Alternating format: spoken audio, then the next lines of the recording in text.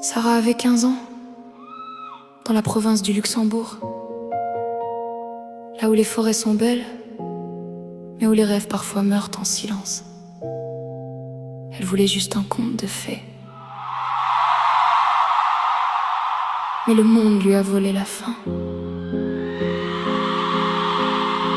Sarah dessinait des maisons dans ses cahiers, un mari trop beau, trop tendre, trop parfait, des dimanches au soleil, des rires dans le jardin, un amour évident qui lui tiendrait la main.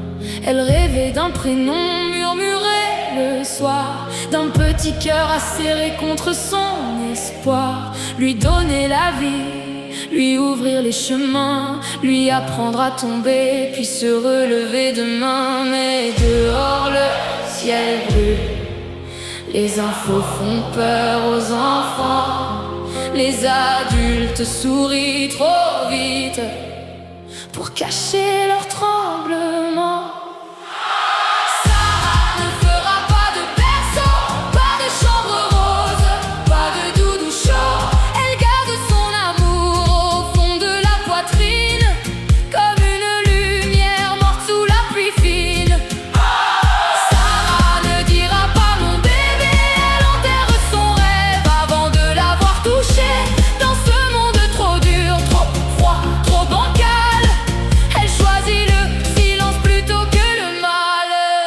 Elle a 15 ans, mais déjà trop de questions, trop de guerres à la télé, trop peu de raisons, trop de gens qui promettent, trop de cœurs qui abandonnent, trop de nuits où même les étoiles démissionnent. Elle voulait un homme gentil, malin, sincère, quelqu'un qui la regarde comme une prière. Mais elle voit les amours se casser dans les rues, des familles fatiguées qui ne se parlent plus. Alors elle ferme son cahier, elle raye les prénoms inventés, elle sourit pour ne pas pleurer, mais dedans tout vient de s'écrouler. Son conte de fées devient poussière, son château tombe sans bruit, elle n'a pas perdu l'amour, elle a perdu l'envie. Et Sarah ne fera pas de berceau, pas de chambre rose, pas de doudou chaud. Elle garde son amour au fond de la poitrine, comme une lumière morte sous la pluie fine. Sarah ne dira pas mon bébé, elle enterre son rêve avant de l'avoir touché. Dans ce monde trop dur, trop froid, trop bancal, elle choisit le silence plutôt que le mal. Et le plus triste dans tout ça, ce n'est pas qu'elle soit seule, c'est qu'elle aurait eu tant d'amour à donner.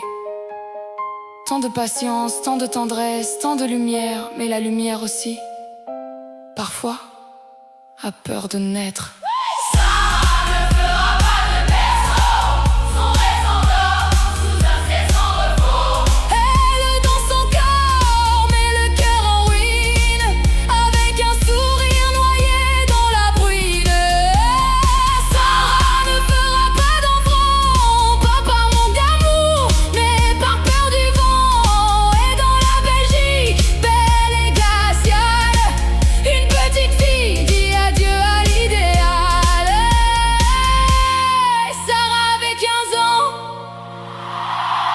Et déjà, elle avait compris que certains rêves meurent